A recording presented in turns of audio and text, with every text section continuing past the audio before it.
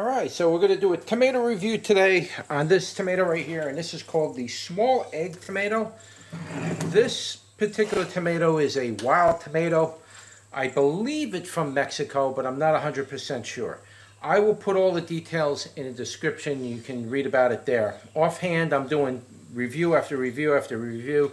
I don't have all the details directly in front of me, so you'll have to read in the description or visit my website and you'll see it there. So this is called a small egg tomato. It's a currant tomato, so that means it's a Solanum pimpinellifolium.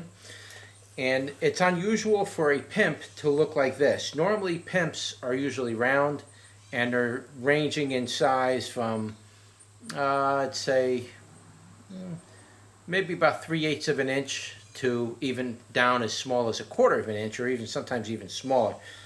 So this is maybe slightly bigger than that, but it's elongated, and it's just unusual for a pimpinellifolium to have this type of shape. So this is very unusual.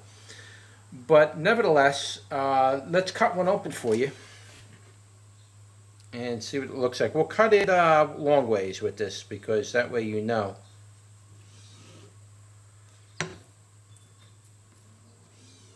Let's try to get this all laid out for you so we can see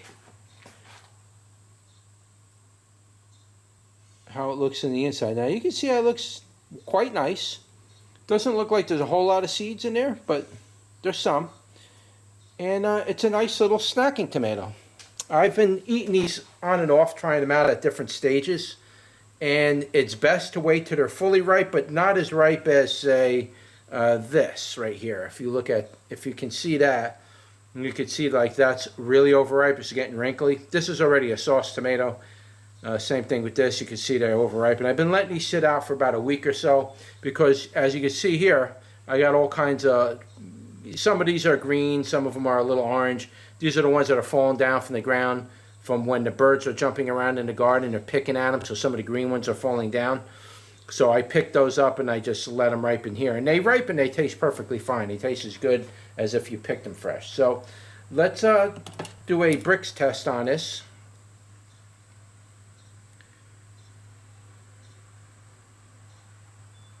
Not much juice, but that's all you need for bricks.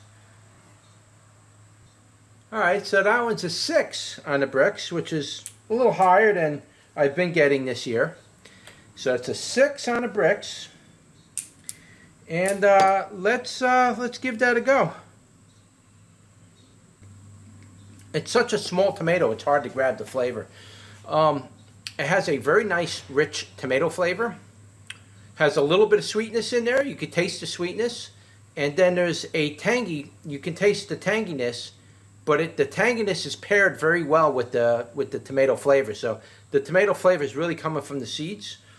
And that tanginess is kind of, right in the middle of it. The skins snap with it when you chew them, so they break up really nice. It's actually quite a nice tasting tomato. It has a very good flavor to it. Problem is they're so small, you got to eat bunches of them. It doesn't taste like an Everglade tomato, and I've been eating the Everglade tomatoes quite a bit. So it doesn't taste anything like an Everglade. This tastes like a regular tomato, but it's a pimp, so it's a very small tomato. Very delicious. Guys, you can make sauces with this, flavor-wise, very easily. As far as, like, if you wanted to make sauce with that tomato, you can let them get really ripe like this, for example. And you can let them get really ripe and then just squeeze them just the way they are, squeeze them right out of the skins. And your sauce is basically made. You almost don't even have to cook it. You can cook it a little bit if you want, or you can cook it fully, but in my opinion, you ruin the sauce when you fully cook sauce. But at that point, you're ready to go. It's definitely a delicious tomato. What else do I know about this? I don't really know too much about it. I just know that it's a wild tomato, and I'm not really sure of anything. I know it's from Mexico, so I believe it's from Mexico. I'm pretty sure it's from Mexico. But it's a good tomato. Again, here you go. Here's another look at it. Try to give you a better view. Got the light on above so you can see a little better. And really that's about it. I mean, if I was to rate this tomato, I'd probably, for a pimpinella folium, I'd probably rate this pretty high, even a little higher than the Everglade. And that's kind of hard for me to beat because the Everglade is absolutely so productive. Once the Everglade tomato gets adjusted to your environment, it's unbelievable how many tomatoes that plant can put out. One plant can fill out a 5-gallon bucket easy. So, I mean, because of the production wise on the Everglade tomato, it makes it very hard to beat that tomato because you literally get so many tomatoes, it's ridiculous. And when you get a 5-gallon bucket full of tomatoes, that's basically at least a half a 5-gallon bucket worth of sauce. I mean, yeah, it's going to be mostly seeds, but you make it a cold sauce where you heat it just a little bit and then you eat it that way. So it's a highly productive tomato. Now, flavor-wise, I like to flavor this a little better than the Everglade tomato. Now, the Everglade tomato tastes good. I just like this tomato flavor that comes with the seeds and the way it carries along with the acidic part. So I really like that part of it a little bit better than the Everglade tomato. But once you turn them into sauce, all of that goes out the window. Everything starts to taste like sauce eventually, and it's really hard to pick up those natural, non-cooked nuances in tomatoes. But if I was to rate this tomato, I guess I'd probably rate this somewhere around a 7. As far as flavor, as far as growth was okay. I didn't really focus on growing it, really. I kind of figured it would just blow up like an Everglade tomato. This tomato's got to acclimatize for about a year or two, and then from there you'll probably get a lot more larger productions. But your first year is worth of growth. If you don't plant it by itself and let it fully expand out, if you plant it too close to other plants, it's not going to get that big in the beginning.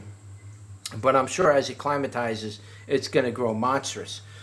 But it didn't do that good with production this year for me. I mean, I probably got I'd say maybe 10 times what you see right here. Maybe even a little less than that. I'd say 8 times what you see right here, which is really nothing for a pimp. I mean, I'm used to filling up 5-gallon buckets. So, I mean, that's not bad. That's a good little pile like this. But I'm pretty sure the next year will probably produce a lot better. I'll grow it by itself and see how it does that way. But yeah, it's a good tomato. I mean, it's definitely worth a grow, and I will make seeds available for this in the fall once we get done processing, and so you can pick those up on hrseeds.com. I'll try to remember to leave a link in the description below, so you can just click the link. It'll bring you right over to the page for this particular variety of tomato, and you can pick them up there. All right, so don't forget to like, share, and subscribe, and I'll see you on the next one. Take care.